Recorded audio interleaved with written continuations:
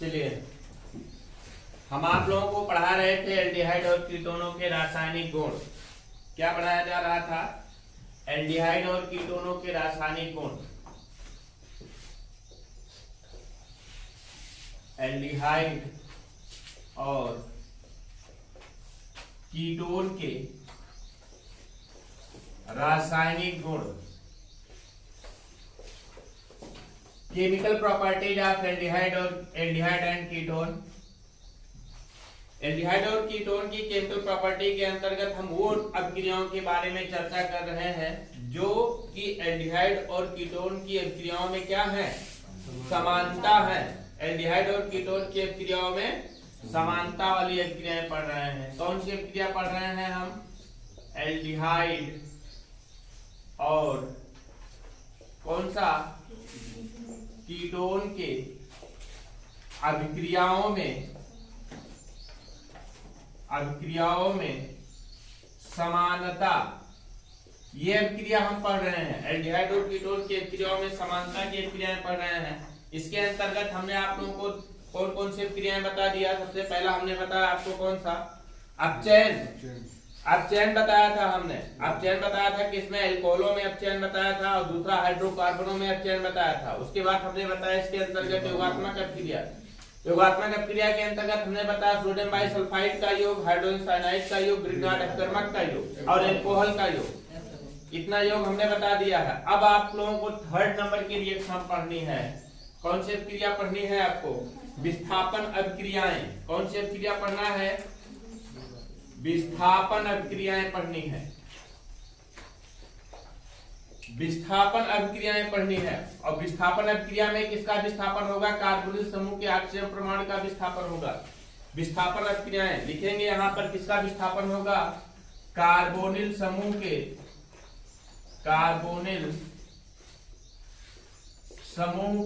किसका विस्थापन होगा? ऑक्सीजन परमाणु का विस्थापन।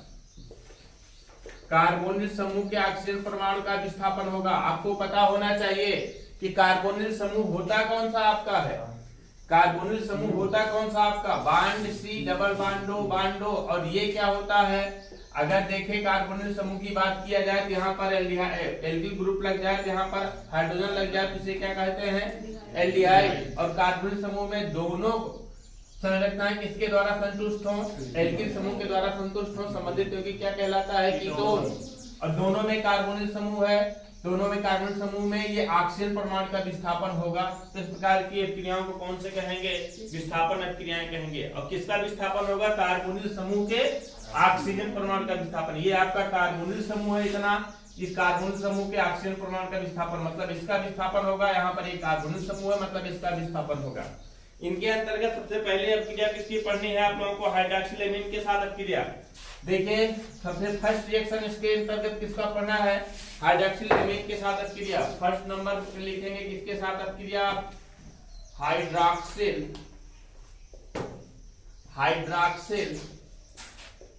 एमीन के साथ अभिक्रिया। और आपको पता होना चाहिए कि हाइड्रॉक्सिल एमीन होता क्या है? हाइड्रॉक्सिल एमीन का फार्मूला क्या होता है? हाइड्रॉक्सिल एमीन का फार्मूला क्या होता है बेटा? NH2OH। क्या बोलते हैं इसे? हाइड्रॉक्सिल एमीन बोला जाता है। इसे क्या बोला जाता है? हाइड्रॉक्सिल एमीन बोला जाता है। याद रख लीजिएगा, दिमाग में बैठा लीजिएगा, क्योंकि ये यौगिक अब बार बार आने वाला है। हाइड्रॉक्सिल एमीन यौगिक अब बार बार आप लोगों के सामने आएगा। तो देखिए हाइड्रॉक्सिल एमीन के साथ अभिक्रिया के अंतर्गत यदि हम एल्डिहाइड की बात करते हैं तो एल्डिहाइड का मतलब कौन सा होता है? R bond C bond H double bond O। ये एल्डिहाइड होता है। इसकी अभिक्रिया हाइड्रॉक्सिल एमीन के साथ कराते हैं, NH2OH के साथ कराते हैं। हाइड्रॉक्सिल एमीन को थोड़ा सा डिफरेंट टाइप में लिख लेते हैं। क्या? H2NOH लिख लेते हैं।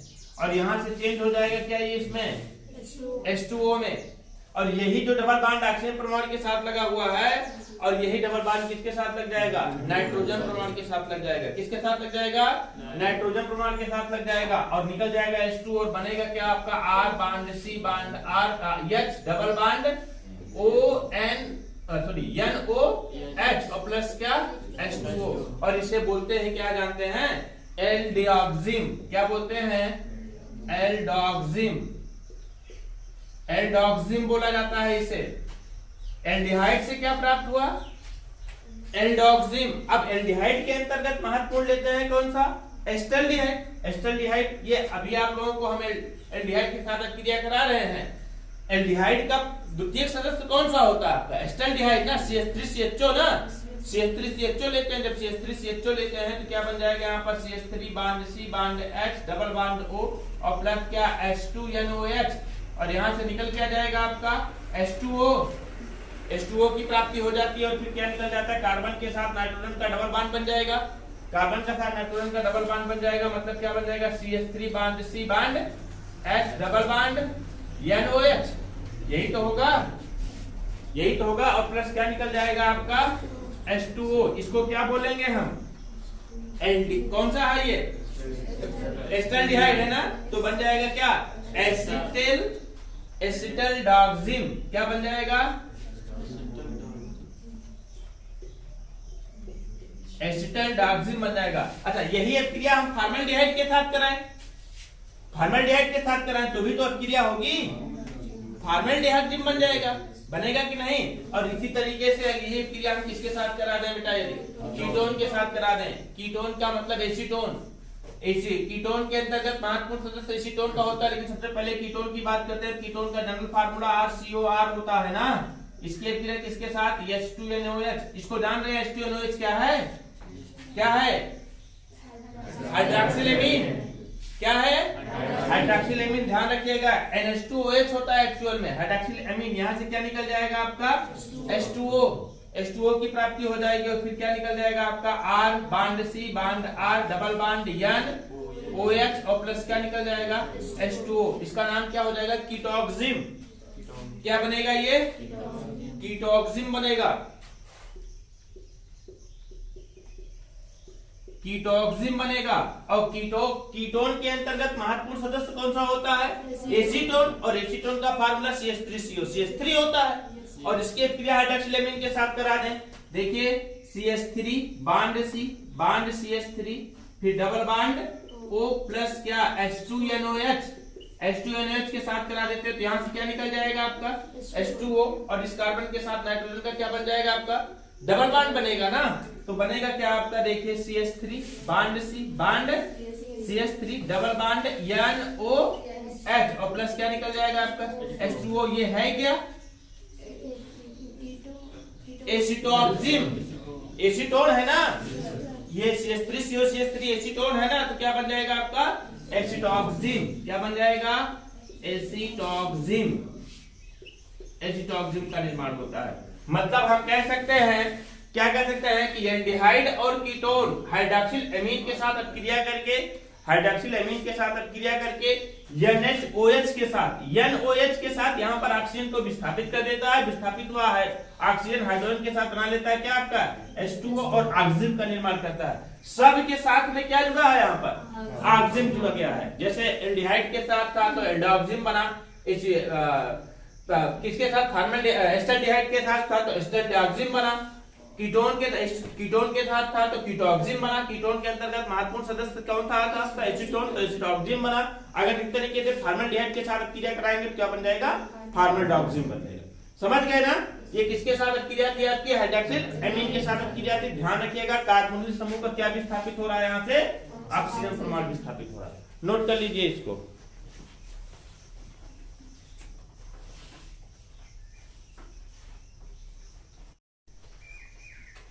देखिए ये तो क्रिया किसके साथ थी? हाइड्रोक्सिलेमीन के साथ क्रिया थी। हमने हाइड्रोक्सिलेमीन का फार्मूला भी बताया आप लोगों को, NH2OH। अब यही क्रिया किसके साथ करा दें? हम हाइड्रोजीन के साथ करा दें। हाइड्रोजीन का फार्मूला, ये फार्मूला जरूर याद रखिएगा आप लोग। हाइड्रोजीन का फार्मूला क्या होता है? NH2NH2। हाइड्रोजीन का फार्मूला क्या होता है? NH2NH2। एक्चुअली में इसका फार्मूला होता है N2H4। अगर आणविक फार्मूला देखें इसका तो क्या होता है? N2H4। सेकेंड नंबर देखेंगे, विस्थापन अपक्रिया के अंतर्गत किसके साथ अपक्रिया करानी है हमें? हाइड्रोजीन के साथ अपक्रिया। हाइड्रोजीन के साथ अपक्रिया। हाइड्रोजीन के साथ अपक्रिया किस तरीके से होती है? देखिए हाइड्रोजन का फार्मूला क्या होता है अभी हमने बताया, NH2 और कहीं कहीं आप लोग तो इसका स्ट्रक्चर फार्मूला हुआ, ये लिखा मिलेगा आपको क्या किस तरीके से जानते हैं, कैसे N2H4 के रूप में लिखा मिलेगा, तो भी घबराइएगा नहीं। और इसका स्ट्रक्चर की बात करते हैं, हाइड्रोजन के स्ट्रक्चर की बात करते हैं तो क्या बनता है, nitrogen double bond nitrogen bond hydrogen bond hydrogen bond hydrogen bond hydrogen, sorry गलती हो गई थी, यहाँ पर सिंगल बॉन्ड रहेगा, सिंगल बॉन्ड रहेगा। नाइट्रोजन की 3 ट्रिपल बॉन्ड का फॉर्मेशन कर सकता है ना, 3 बंध बना सकता है, क्योंकि नाइट्रोजन के आउटर मोस्ट शेल में कितने इलेक्ट्रॉन होते हैं, 7 इलेक्ट्रॉन होते हैं, सॉरी 5 इलेक्ट्रॉन होते हैं। नाइट्रोजन के आउटर मोस्ट शेल में कितने इलेक्ट्रॉन होते हैं, 5 इलेक्ट्रॉन होते हैं। थोड़ा सा आप लोग को इधर उधर कर दिया जाए तो एटॉमिक नंबर 7 होता है और इसका हो जाएगा क्या 2 और 5, आउटर मोस्ट शेल में कितना हो जाता है 5 इलेक्ट्रॉन होते हैं। और ऑक्टेंट पूरा करने के लिए, अष्टक पूरा करने के लिए 3 के साथ साझेदारी करता है, इसलिए ट्रिपल बॉन्ड का फॉर्मेशन करता है हमेशा, है ना। अभी बात करते हैं इसी नाइट्रोजन की बात की करते हैं तो नाइट्रोजन फैमिली एलिमेंट्स आपको पढ़ाया जाएगा, नाइट्रोजन, फास्फोरस, आर्सेनिक, एंटीमनी और बिस्मथ, ये पढ़ाया जाएगा। Nitrogen, phosphorus, arsenic, antimony, bismuth, है ना, ये कंपाउंड है, ये नाइट्रोजन फैमिली एलिमेंट्स हैं। नाइट्रोजन की वैलेंसी 3 भी होती है, यहाँ पर देखेंगे फास्फोरस की वैलेंसी 3 भी होती है और 5 भी होती है। जैसे फास्फोरस की बात करते हैं, फास्फोरस PCl3 भी बनाता है और फास्फोरस PCl5 भी बनाता है, बट नाइट्रोजन सिर्फ NCl3 बना सकता है, NCl5 का फॉर्मेशन नहीं कर सकता। व्हाई, क्यों ऐसा होता है, हमने रीजन भी बताया था शायद आप लोगों को। है सभी एक ही वर्ग का, है सभी एक ही वर्ग का है कि नहीं है, सबका कुछ ना कुछ रीजन होता है, इसको जान लीजिए। नाइट्रोजन की वैलेंसी 3 होती है, अर्थात NCl3 नाइट्रोजन ट्राइक्लोराइड का निर्माण कर सकता है, लेकिन NCl5 का निर्माण नहीं कर सकता। जबकि फास्फोरस PCl5 और PCl3 और PCl5 भी बना सकता है, मतलब कि 3 वैलेंसी कर सकता है और 5 वैलेंसी भी कर सकता है। इसका रीजन क्या है, इसका रीजन यह है कि नाइट्रोजन के आउटर मोस्ट शेल में डी सबशेल एब्सेंस होता है, डी सबशेल नहीं होता है। यदि हम नाइट्रोजन के लेकर थोड़ा सा जान लीजिए, जब नाइट्रोजन इलेक्ट्रॉनिक विन्यास करते हैं, इलेक्ट्रॉनिक ट्रांसलेशन करते हैं, 1s2 2s2 2p बोलो 3, यही पूरा हुआ ना, यही पूरा हुआ ना। और आपको पता होना चाहिए कि K है, ये L है, और K में कितना कितना होता है, सिर्फ 2 सेल होते हैं, 1 सेल होते हैं, कौन कौन सा 1s, और इसमें 2 सेल होते हैं, कौन सा 2s और 2p। बट फास्फोरस की बात करते हैं, फास्फोरस की एटॉमिक नंबर 15 होता है, इलेक्ट्रॉनिक ट्रांसलेशन करते हैं तो क्या होता है 1s2 2s2 2p6 3s2 3p3 और 3d0। अब कहेंगे सर ये क्या तमाशा है कि 3d0, देखिए बेटा आपको पता होना चाहिए कि फर्स्ट सेल है, फर्स्ट सेल है जिसे K बोला जाता है, L बोला जाता है, या KLM बोला जाता है, और K में सिर्फ 1s होता है, और L में सिर्फ क्या होता है आपका 2s 2p होता है, और M में क्या होगा 3s 3p 3d। अब भाई 3d है, अब उसके पास इलेक्ट्रॉन नहीं है तो क्या हुआ, है तो वो है 3d है इसमें, क्योंकि 3 सबसे में। अच्छा, इसी तरीके से KLM पहुंच जाएगा अगर, तो उसमें क्या हो जाएगा 4s 4p 4d और 4f भी पहुंच जाएगा, होगा कि नहीं होगा। अब उसमें d और f दोनों खाली रहेंगे, है ना, और इसमें क्या है सिर्फ d खाली है। अब इसका मतलब d खाली है तो इसको मतलब ये हम दिखा नहीं देते हैं, फास्फोरस नंबर लिख करके इलेक्ट्रॉनिक ट्रांसलेशन करते हैं, इसको दिखाते नहीं, इसका मतलब d अब्सेंस है, नहीं d प्रेजेंट है। अब d प्रेजेंट होने के कारण इसकी क्या होती है आपकी, इसमें नंबर ऑफ इलेक्ट्रॉन शून्य होते हैं, लेकिन कभी कभी आवश्यकता पड़ती है नंबर ऑफ इलेक्ट्रॉन इसमें आ भी सकते हैं, इसलिए इसके पास। अच्छा, पता लगा कि पैसा खूब मिल गया, रखने के लिए जेब ही नहीं है, तो कहां से रखोगे। अब नाइट्रोजन के पास तो इलेक्ट्रॉन मान लीजिए आ भी रहा है, अब उसको रखने के लिए स्थान नहीं है 3 के बाद, है कि नहीं है भाई। 3p और p कहता है भैया हम 6 रख पाएंगे, वो कहता है हम 6 रख पाएंगे, तो 3 के साथ साझेदारी करके जो है p में 6 हो जाता है, बाकी उसमें 6 और 2 8 पूरा हो जाता है, यही तो होगा। बाकी उसमें 6 और 2 8 पूरा, तो 3 बनाएगा, लेकिन कहता है कि ना लाओ हम रख लेंगे, कैसे 3 हम ये p वाला रख लेगा, कहता है d हम 10 रख लेंगे, कहता नहीं भैया 10 नहीं 5 रखो हम, ताकि जो है स्टेबल रहे, इसलिए इसको PCl5 भी बनाता है ये। समझ गए ना। ये अक्सर क्वेश्चन पूछा जाता है कि फास्फोरस PCl5 का निर्माण करता है जबकि नाइट्रोजन NCl5 का निर्माण क्यों नहीं करता है, नहीं करता है क्यों भाई। इसका रीजन यही लिखोगे क्योंकि नाइट्रोजन के आउटर मोस्ट शेल में d ऑर्बिटल क्या होते हैं, ऑप्शंस होते हैं, जबकि फास्फोरस के आउटर मोस्ट शेल में d ऑर्बिटल प्रेजेंस होते हैं। मतलब उसको इलेक्ट्रॉन फुलफिल रखने के लिए अथवा इलेक्ट्रॉन को रखने के लिए स्पेस होता है, इसलिए PCl5 का निर्माण कर सकता है। देखिए कहां से कहां तक पहुंच गए, ये हाइड्रोजन से पहुंच गए इसके पास, नाइट्रोजन फैमिली एलिमेंट्स के पास। चलिए ठीक है, आगे इसको हम बताएंगे। आगे जब नाइट्रोजन फैमिली एलिमेंट पढ़ाया जाएगा फर्स्ट यूनिट में, तो वहां पर इसको बहुत विस्तार से फिर एक बार बताया जाएगा, बहुत विस्तार से है, कोई दिक्कत नहीं है, वहां बहुत अच्छी तरीके से समझाया जाएगा। चलिए हाइड्रोजन की बात करते हैं। NH2 हाइड्रोजन का फार्मूला होता है और NH2 की अभिक्रिया किसके साथ करा देते हैं हम, किसके साथ कराते हैं, एल्डिहाइड के साथ कराते हैं। तो बहुत आसान से अभिक्रिया होती है जी। देखिए किस तरीके से अभिक्रिया होती है। एल्डिहाइड का मतलब कि R bond C bond H double bond हो, एल्डिहाइड, यही हुआ ना। इसकी अभिक्रिया हाइड्रोजन के साथ कराते हैं। थोड़ा सा हम उल्टा करके लिख लेते हैं, क्या लिखते हैं, H2N फिर NH2, है ना, यही तो हुआ, H2N NH2, और यहाँ पे क्या निकल जाएगा आपका H2O, और प्राप्त क्या हो जाएगा, देखिए R bond C bond H, फिर क्या बन जाएगा आपका डबल बॉन्ड N NH2।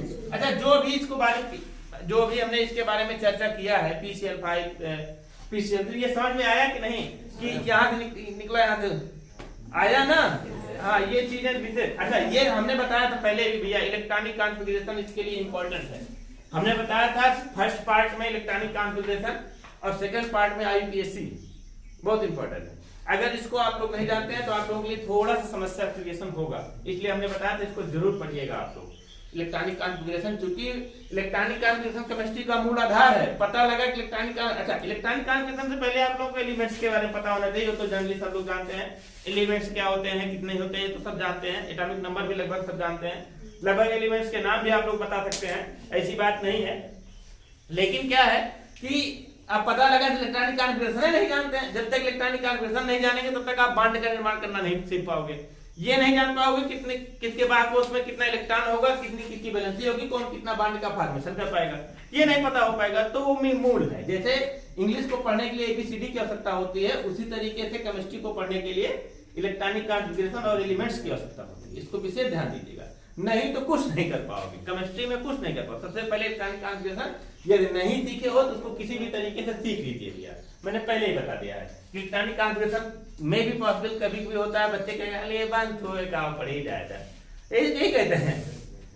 लेकिन वो चीजें बताई कहाँ जाती है, 11th में बताई जाती है। अब 12th में कोई इलेक्ट्रॉनिक कॉन्फ़िगरेशन थोड़ी ना पढ़ाएगा आपको, तो अगर इलेक्ट्रॉनिक कॉन्फ़िगरेशन पढ़ाएगा पता लगा सिलेबस पीछे हो गया। हाँ, ये है कि अगर एक्स्ट्रा क्लास के रूप में चाहोगे तो बता सकते हैं, लेकिन ध्यान दीजिएगा जिसको नहीं आता है वही फालतू वाला काम है।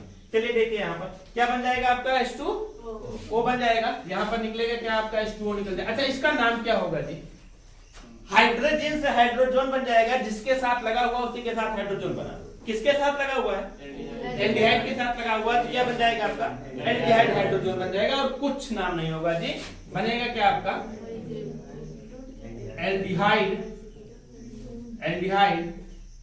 हाइड्रोजन, हाइड्रोजन से हाइड्रोजन बना बस। अब देखिए एल्डिहाइड के अंतर्गत महत्वपूर्ण एल्डिहाइड कौन सा, एस्टर। अच्छा, प्राथमिक सदस्य कौन सा है, फॉर्मल्डिहाइड, याद रखिएगा, उसको मत भूलिएगा। अच्छा, इसलिए उसको हम बार बार नहीं बताते हैं क्योंकि वहां पर एल्किल समूह नहीं है, और यहाँ पर एल्किल समूह है। अब इसका मतलब ये नहीं कि उसको भूल जाओ, वो फर्स्ट है, प्रथम है वो एल्डिहाइड श्रेणी का प्रथम है, उसको मत भूलिएगा, क्योंकि फॉर्मल्डिहाइड पढ़ना भी आप लोगों को। चलिए एस्टल्डिहाइड की बात करते हैं। CH3 bond C bond H double bond O और बॉन्ड H2N NH2। और फिर अभी कोई नया स्टूडेंट आएगा ना, कोई देखेगा ई का होता है, ये क्या लिखा जा रहा है, नया स्टूडेंट होगा तो उसके लिए समस्या उत्पन्न हो सकती है। लेकिन जब जानता रहेगा सब कुछ तो कोई दिक्कत नहीं होगी। इसको हटा दे रहे हैं जी, इसको जानिएगा कि इसका नाम अगर एस्टल्डिहाइड, ये एल्डिहाइड है, तो बन जाएगा क्या आपका एल्डिहाइड हाइड्रोजन, है ना।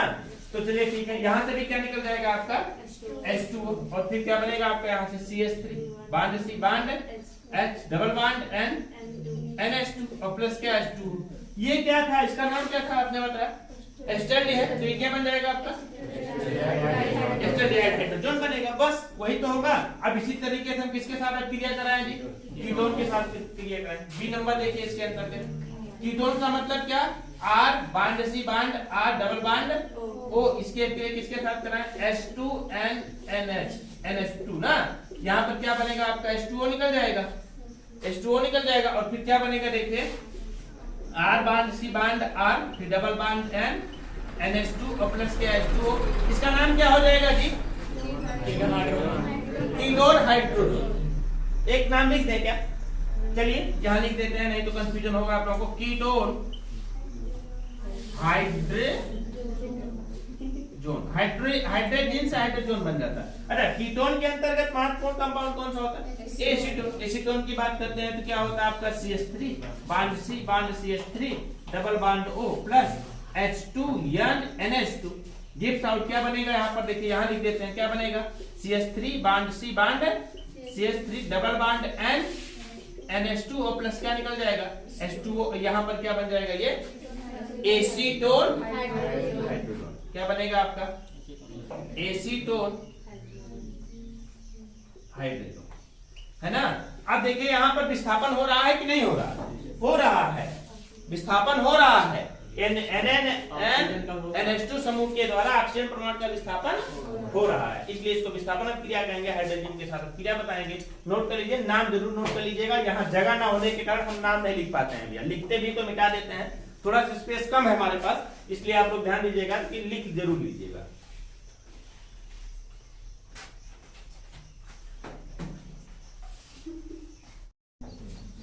देखिए ये तो किसके साथ क्रिया थी, हाइड्रोजन के साथ क्रिया थी। अब आपको पढ़ाया जाएगा फेनिल हाइड्रोजन के साथ क्रिया। इसको जानिए फेनिल हाइड्रोजन क्या होता है, अभी हम तुरंत बताते हैं, एक बार में तुरंत समझ में आ जाएगा, एक बार में तुरंत समझ में आ जाएगा फेनिल हाइड्रोजन किसे कहा जाता है। तो था हाइड्रोजन के साथ क्रिया। अब अगला पढ़ना है किसके साथ क्रिया, आपको सेकेंड नंबर क्या पढ़ना है आपको, कौन सा ये थर्ड नंबर था ना, थर्ड नंबर पढ़ना है आपको क्या फेनिल हाइड्रोजन के साथ क्रिया, हाइड्रोजन के साथ बहुत आसान सी क्रिया ये भी है, एक नया समूह बन जुड़ जाएगा। आपको पता होना चाहिए नाम हमने क्या लिखा, फेनिल हाइड्रोजन। अच्छा फेनिल क्या होता है, फेनिल समूह कहते किसे, फेनिल समूह किसे कहा जाता है, बेंजीन जानते हैं आप लोग, बेंजीन की बात करते हैं तो C6H6 बेंजीन होता है। अब यहाँ से एक हाइड्रोजन परमाणु को हटा दिया जाए प्राप्त हो जाता है C6H5 बॉन्ड, इसे क्या कहा जाता है आपका फेनिल ग्रुप कहा जाता है, फेनिल समूह कहते हैं। ध्यान से देखिएगा ये फेनिल समूह कहलाता है आपका C6H5 बॉन्ड, मतलब कि एक हाइड्रोजन रिमूव कर दिया जाता है, हटा दिया जाता है तो C6H5 बॉन्ड प्राप्त होता है, उसे क्या कहते हैं फेनिल समूह कहते हैं। अच्छा हाइड्रोजन क्या होता है, हाइड्रोजन के बारे में अभी हमने बताया NH2NH2 क्या होता है, हाइड्रोजन होता है। अब नाम क्या हमने लिखा है यहाँ पर, फेनिल हाइड्रोजन। ध्यान से समझिएगा, हम अभी तक आप लोगों को फेनिल समूह बताए, फिर हाइड्रोजन बताए, अब हम बताने जा रहे हैं फेनिल हाइड्रोजन किसे कहा जाता है। कुछ नहीं होगा जी, इस फेनिल समूह के द्वारा यहाँ से एक हाइड्रोजन परमाणु को हटा दिया जाएगा, यहां से एक हाइड्रोजन परमाणु को हटा दिया जाएगा तो प्राप्त क्या हो जाएगा आपका NH2 NHC6H5, यही क्या हो जाता है आपका फेनिल हाइड्रोजन।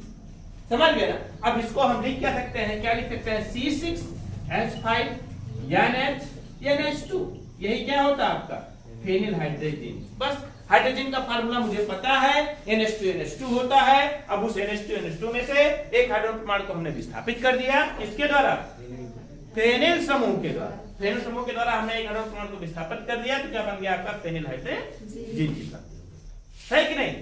अब देखिए इसी के साथ अभिक्रिया सेम वैसे होगी, कोई चेंज नहीं होगी। हाइड्रोजन के द्वारा ऑक्सीजन जुड़ करके H2O का निर्माण वहां भी करेगा और नाम थोड़ा सा अलग हो जाएगा, फेनिल हाइड्रोजन हो जाएगा। बस चलिए फार्मूला लिख लेते हैं सबसे पहले फेनिल हाइड्रोजन का। क्या फार्मूला होता है C6H5 NHNH2, C6H5 NHNH2 इसका फार्मूला होता है, किसका फार्मूला है ये फेनिल हाइड्रोजन का फार्मूला है। चलिए फेनिल हाइड्रोजन का फार्मूला C6H5 NHNH2। चलिए इसके हम किसके साथ कराते हैं, सबसे पहले एल्डिहाइड के साथ कराते हैं, R bond C bond H plus थोड़ा उल्टा करके लिखते हैं हम H2NH फिर क्या C6H5 डबल बॉन्ड चलो गलती हो गई, इधर देखिए R बांड C कुछ दूसरा कुछ सोचने लगे थे। चलिए यहाँ पर देखिए, ये हो गया क्या है, एल्डिहाइड है। यहाँ पर क्या बन जाएगा आपका H2O। अब सब जुड़ जाएगा डायरेक्ट, टोटल का टोटल डायरेक्ट यहाँ पर जाकर के जुड़ जाएगा और बना होगा R bond C bond H double bond, फिर क्या H6H5 प्लस H2O। इसका नाम क्या हो जाएगा जानते हैं, एल्डिहाइड फेनिल हाइड्रोजोन। मतलब क्या बन जाएगा आपका, aldehyde phenyl hydrazone, aldehyde phenyl hydrazone की प्राप्ति हो जाएगी, है ना। अब देखिए एल्डिहाइड के अंतर्गत मार्ग सदस्य लेते हैं कौन सा आपका, एस्टल्डिहाइड की बात करते हैं, क्या हो जाता है CH3 bond C bond H double bond O, इसकी अभिक्रिया H2 NH C6 H5, यहां से क्या निकल जाएगा आपका H2O निकल जाएगा और फिर क्या प्राप्त हो जाएगा, देखें CH3 bond C bond H, फिर क्या double bond NH C6 H5 plus H2O। इसका नाम क्या हो जाएगा, एल्डिहाइड फेनिल हाइड्रोजोन। अब यहाँ पर इसी तरीके से क्रिया किसके साथ कराते हैं हम, कीटोन के साथ कराते हैं। कीटोन का फार्मूला क्या होता है आपका, R bond C bond R double bond O, इसके क्रिया किसके साथ H2 NH6 H5 के साथ कराएंगे। तो यहाँ से क्या निकल जाएगा आपका H2O निकल जाएगा और कार्बन इसके साथ कितना बांड बना लेगा, डबल बांड का निर्माण कर लेगा ना। और बनाएगा क्या आपका, देखिए R bond C bond R double bond NH6 H5 और प्लस। चलिए यहाँ पर देखिए क्या हो रहा है, ये एसीटोन है, मतलब कीटोन है। R bond C double bond O bond R, इसकी क्रिया किसके साथ, फेनिल हाइड्रोजन के साथ करा देते हैं। क्या प्राप्त हो जाता है, कीटोन फेनिल। इसका नाम क्या लिखेंगे हम, कीटोन फेनिल क्या हाइड्रोजोन, फेनिल हाइड्रोजोन की प्राप्ति होती है।